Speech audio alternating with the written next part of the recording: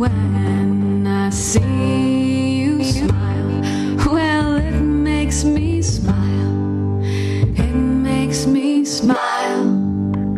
After the song, we're going to start talking to Kathy McCarty. This is Kathy McCarty. Oh, but still I wonder. What's up, Blogger Set? I know, yes, I know. Now I'm really talking, now I'm really walking, now I'm really living. And when I see you there, well, suddenly I care. Suddenly I care. You make the world sit still. The world sit still. The world sit still. I know, but still I wonder. I know, yes I know. Now I'm really talking, now I'm really walking, now I'm really living. And when I see your face, puts everything in place, everything in place. You make the world sit still, the world sit still, the world sit still.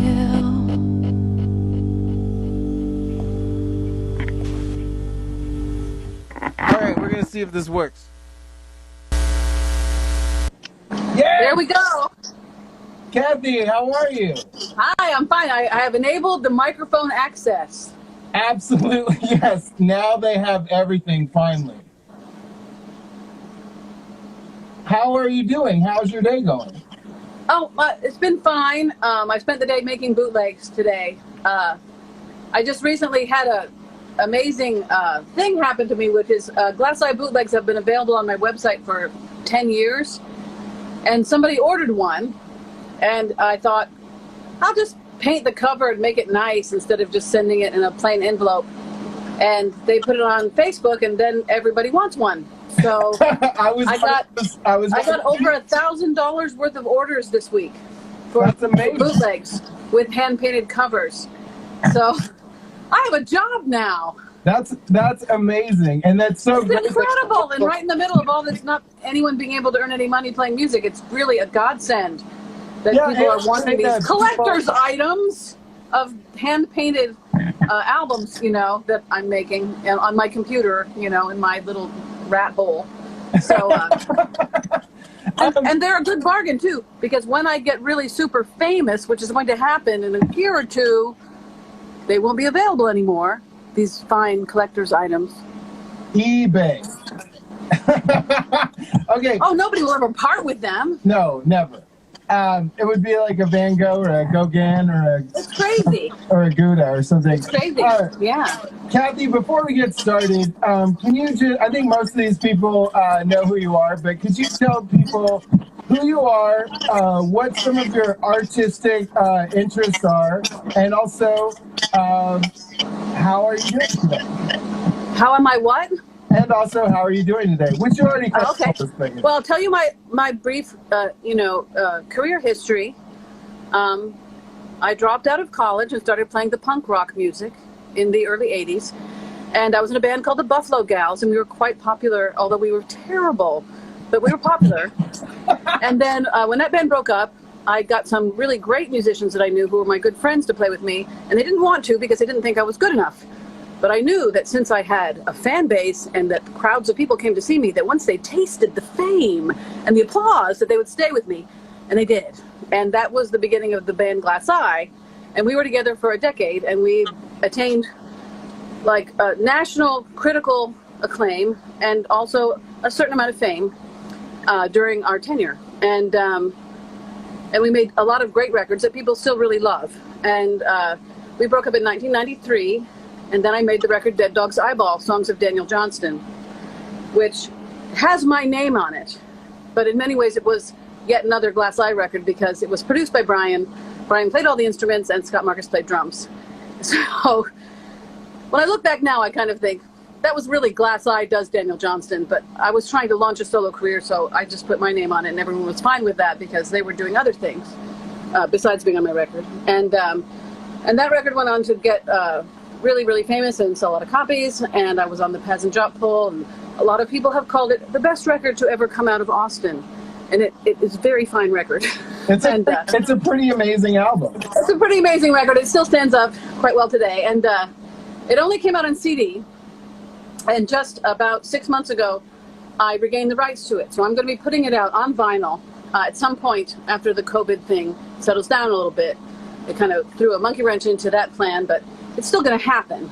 And in the meantime, I'm painting little bootlegs of it and selling them for $10. Yeah, That's amazing.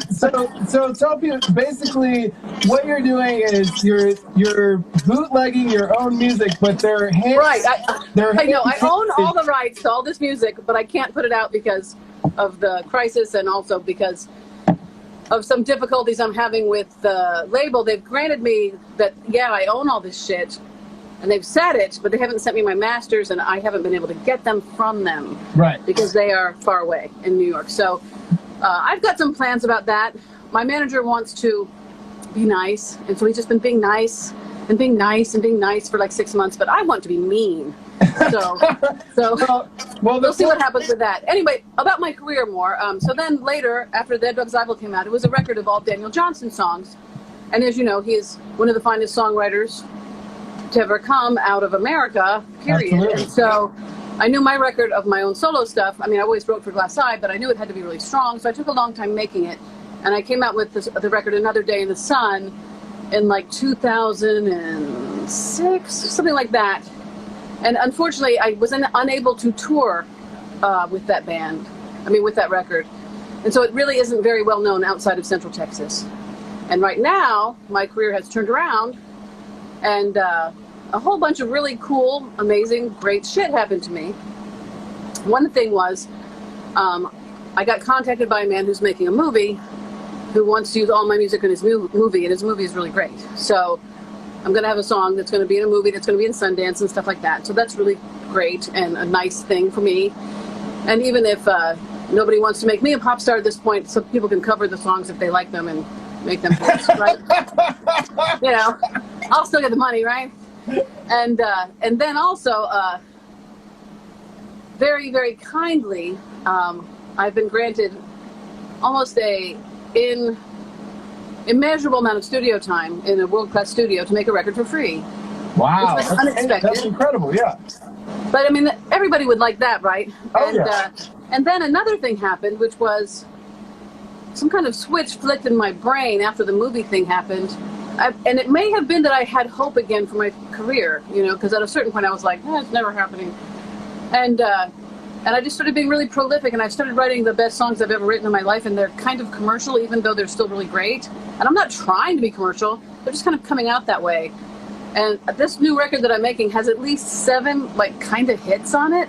Like, you play it for someone, and they go, oh my God, this is a hit. And so I feel very stoked about it. So I kind of think that my new record is going to actually get popular. I actually believe that. I do. I absolutely can't wait to hear the new record. Kathy, it's so good. Something I wanted to ask you about is not only are you a prolific writer, fantastic musician, but also you recently are a director. Oh, that's true. Oh, yeah, I'll tell you about it. You see, in the olden days, I used to make rock videos for my band Glass Eye, and they were good. They're on YouTube now. You can go watch The Crooked Place or Rocket Ship. Those are both really, really good videos that I made. And we had to make them on film cameras with film that had to be developed, and then you had to use editing bays to edit them, and you had to get them video duplicated, which cost thousands and thousands of dollars. And so it was a really high expense thing, and I paid for fucking all of it out of my restaurant wages. Just one reason I would like my record label to release the masters to me. But in any case, I've always been interested in that, and I've been really good at it. The very first video that I made won an award for Best Short Film, even though I didn't even enter it in the contest, which I think is kind of cool. Anyway, nowadays, anybody can make a video with their iPhone and their GoPro and their computer, right? So Absolutely. I thought, well, I'll make videos for all these hit songs that I'm recording. I'll do that over the summer. And then I thought, well, I better learn how to use the editing software because everyone says it's really hard and you have to learn it and stuff. And so I decided to make this little short movie because I was kind of making fun of how everybody was wearing a mask before it was the thing that you had to do. Some people were doing it, and I wrapped my face up in my scarf, this one right here you see me wearing, and I put my sunglasses on, and I called myself the Invisible Texan, and somebody on Facebook said, oh, is this a new movie? And I was like, yes, a new film by Kathy McCarty. And then after I said that, I thought, well, now I have to make it. I said I was going to make it. And so I took 3 days, and I went on Facebook and very kindly, I mean, probably because of the shutdown, because nobody has anything to do, I said, hey, is anybody willing to be my cameraman? Because I have to wrap up myself up in gauze to look like the Invisible Texan, so I can't shoot it. And this wonderful woman named Mary Panjama said she would do it, and she showed up, and she did all the film work of the camera stuff. And then when we were leaving, I said, well, thank you so much and everything. And she said, well, just send me the footage and I'll edit it. And I was like, really? You're volunteering to edit this? And she said, yes. And I was like, great. Because it would take me till the end of summer to finish it if I was trying to learn the software, which I had downloaded the night before or something. So anyway, she edited it for me, and she showed me some things about editing. So I'm going to be spending my time. But the reason that I made the movie was, for one thing, I said I would, so I did. Because I have this theory, which I will now share with your viewers, and you can benefit from my wisdom. The difference between genius and not genius is actually doing the ideas that you think of instead of not doing them. You're welcome. So, Thank you, Kathy. Yeah. So I thought, well, I've had this idea. I should do it instead of not do it. And so I did it, and it came out really beautifully. And but the ultimate goal is for me to learn how to make videos for these songs I was just talking about. So so that's the next step. That's so I've got a box of crayons, and I'm ready to get going on the videos as soon as I finish making the bootlegs, which are paying my bills, which is great. Yeah. Would you mind if we got in a time machine just for a couple minutes and went back in time just for like a question or two? Oh no, that's fine. So the Buffalo Gals, when you were in that band, like what were some of the bands that you were really loving going to see and also like playing shows with around then? Wow. I should warn you that I have an incredibly terrible memory and I don't remember my life. Oh no, that's fine. Just to the best. So I will try my hardest. I think at the time, that would have been before Glass Eye. At that time, the other girls in the band really loved Prince. And I personally really loved Elvis Costello and the Talking Heads and the Ramones. And some of the bands that we played with were the Butthole Surfers and Rank and File and the My Dolls. Okay, does that help? Yeah, no, that's great. There's one other show I wanted to talk to you about, and it was the last show that Glass Eye played at the Liberty Lunch. Do you remember that? Okay. I was drunk, but I remember a little. So there's something really funny about that show is that I called some friends today to clarify. I kind of remembered it wrong, and he straightened it out for me, but I had some little friends, and we were all in little punk rock bands right around the time. And somehow, like, there's our friend's band Direction. It was a straight edge band at the time, like a straight I like straight edge. They got added to y'all's last show, and we were all just mystified by how that had happened. And I guess a friend of ours, Tyrone, his dad is friends with Stuart and Brian. Okay, Tyrone, is his dad Michael Baggett? I don't know his dad's name, but probably he's really good friends with everybody over there.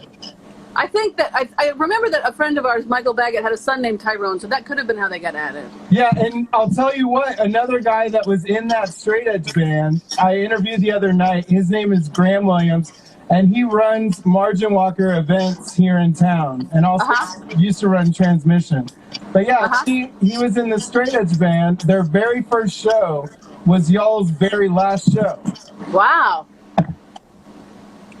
So that's It makes not you really a feel old. question. I'm just stating a fact. But Well, you know, I wasn't sure what you were going to say was funny about that show, but there was this one Liberty Lunch show, and it might have been that one where because it would have been our final show, and so we were drinking and drinking and drinking the free beer that we got because we were rock stars, which was Totally. awesome.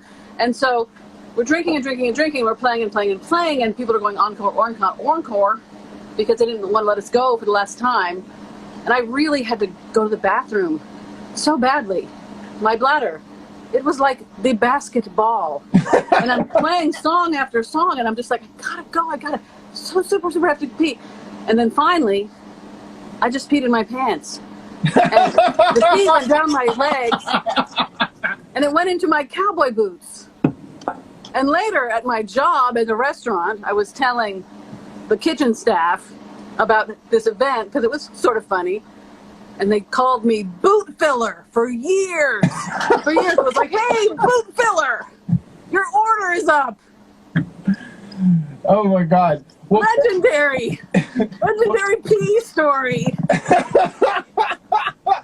Well, Kathy, we're not done yet, but I think normally I would wait a little bit longer until we go to 5 questions, but we're going to have a really special 5 questions tonight, so I want to make sure we have enough time to do that. So, Kathy McCarty, if you can, before we start 5 questions, can you tell people if they're interested in buying some of your bootleg paintings, CDs that are absolutely beautiful? I already requested copies of them. Oh, cool. Oh, that's true. You're on my list of people to make bootlegs for. Yeah. I remember now. How do you? I'm making yours right now. How do people get a hold of you if they're interested in that? It is so easy. Go to Facebook and find me. It says, Kathy McCarty, I am a famous rock star, ! And that's the Kathy McCarty that's me. And just messenger me over Facebook Messenger and say, I want to buy this. How much is it? Really easy. I mean, what I'm doing right now is if you buy just one record, because some people just want the record they don't have, then it's $15.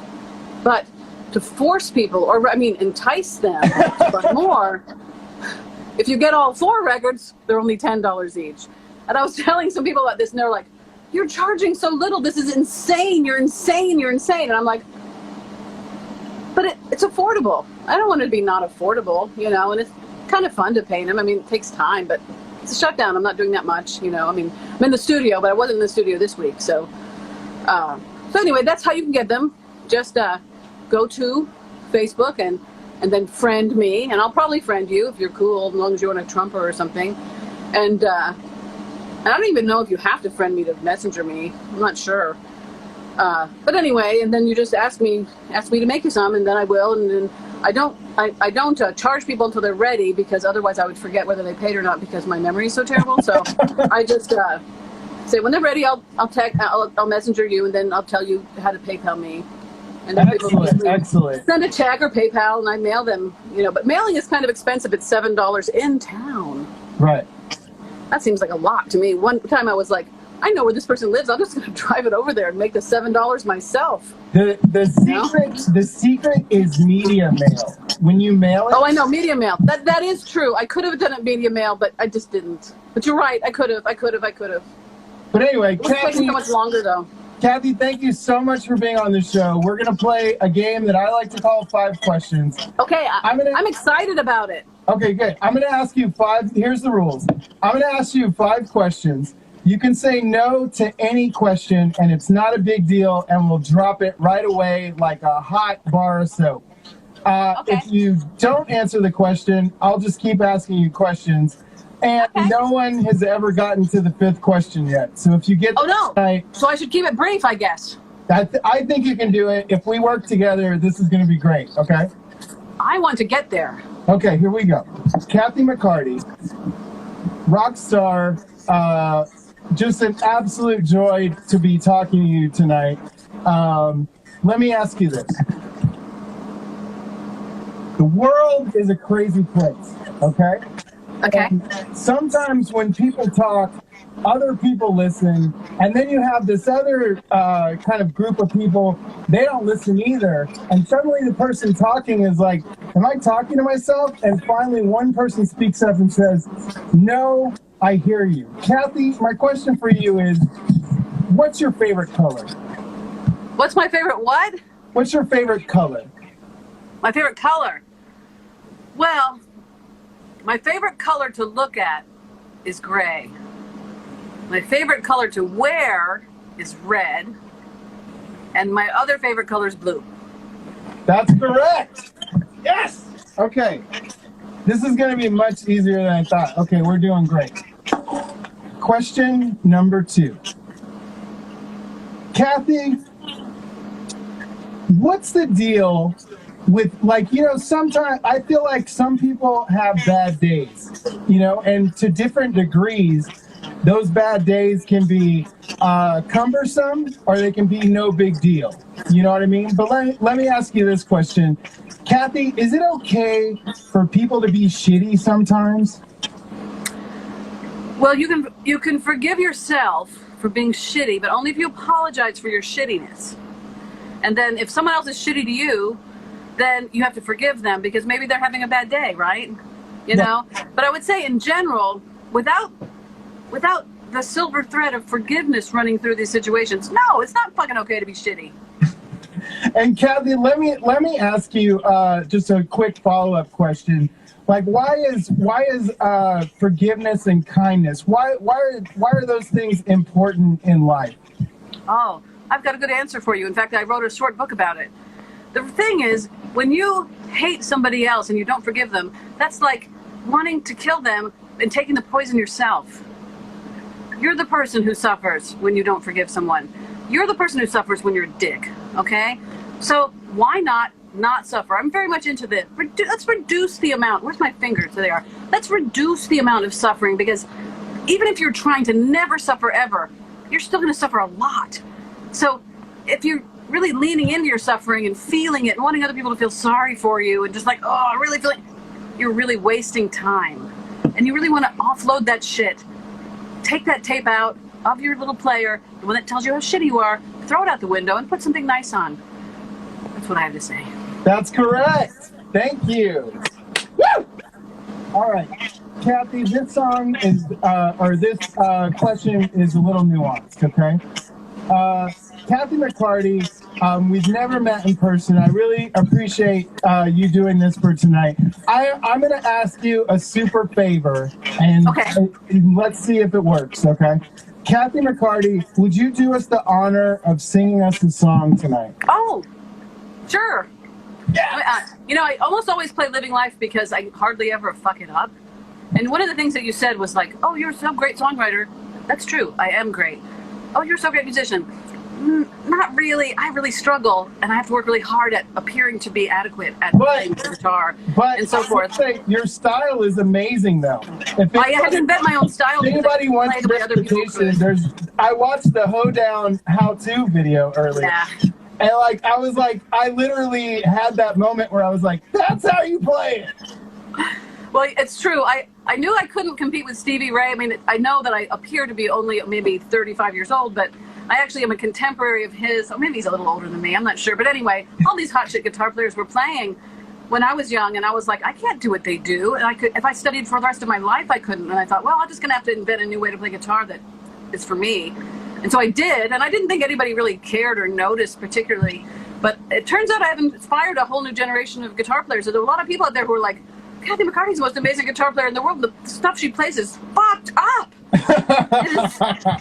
What in the hell are you playing? And I'm like, well, it's actually pretty easy if I show you, you know. But I did try to invent a whole new way of playing guitar because I just felt like I couldn't compete with those guys that knew scales and keys and stuff. It just seemed beyond me, you know. So, what song can you play for us tonight? Well, you know, you had mentioned two songs, both of which I can play. One I can play better than the other. But I heard you play Christine earlier. Yeah. So it seems like kind of dumb for me to play that one again. So maybe I'll play God Take All. Yeah, that'd be great. Okay. Let me get my guitar on. All right. I tuned it for you guys. Thank you so much for doing it. That's important because it's not my specialty. Tuning. At every show I do, and I'm going to include this one, I always say, hey, let's all help make me really famous so I can afford a guitar tech to do this for me, okay? Come on. You know you don't want me tuning this thing. Okay. All right. You know, a lot of people have asked me to do one of those YouTube videos for this song too because they can't figure out what I'm playing. So I think that I will do that one next, you know, when I finish the bootlegs. This is a song called God Take All, and many people consider it the finest song I've ever written. I'm one of those people. It is good. Now, can you hear that pretty good? Maybe I should put my foot up here on the bookcase and make the guitar be closer. That's probably better.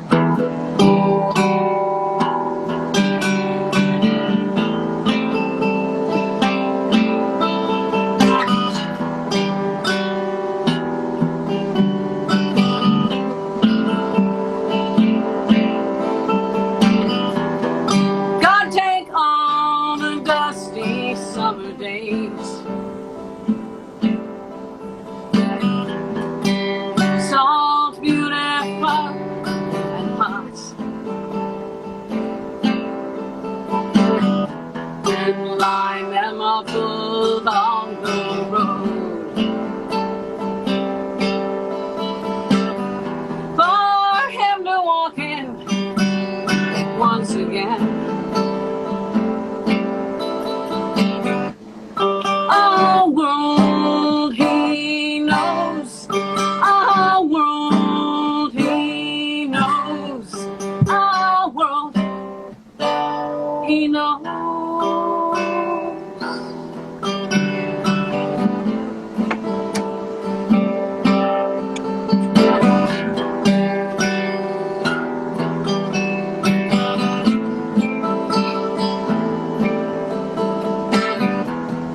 Sweet as the earth,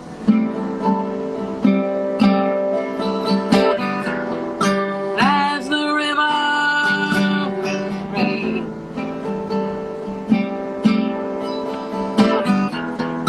God take all the damn summer nights, cooling his bare arms again, cooling his bare arms again, cooling his bare arms again. God take all the damn summer nights and lay them down like playing cards across the table of the sky, and sit and play the game with him. Far into the night, far into the night, far into the night.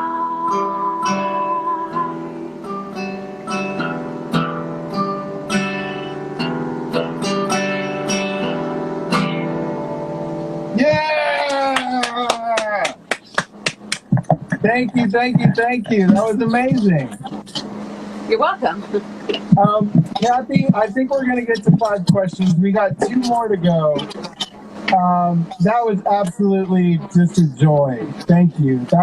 This is going to be a special moment in my life forever, and I really do appreciate that. Here we go. Back to getting funny. I look at the camera instead of my own face. Okay. Question number 4. Kathy, let me describe a scenario for you, okay? Okay. We are this big, right? Just in theory. And the whole place is bigger than my phone, probably. So I'll put my fingers over here. But we're this small. On the cosmic window of, you know, the Galaxy 500, if you will. What is it all about? Well, I'll tell you. What it's all about is we're here to learn.